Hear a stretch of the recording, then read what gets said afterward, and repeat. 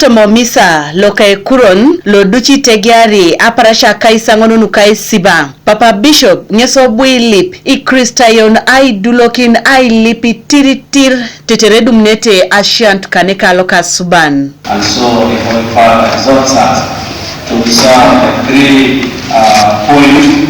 One, never grow tired of doing good. Never grow tired of doing good.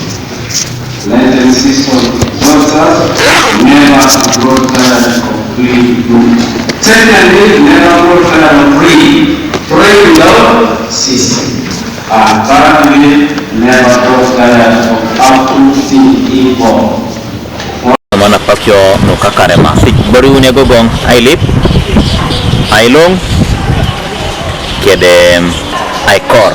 Tunga kere, tupakin, ailong, anda chamotingo, ailong na pena, ngarakino na aAilip, keda ruchokini kede lasuba.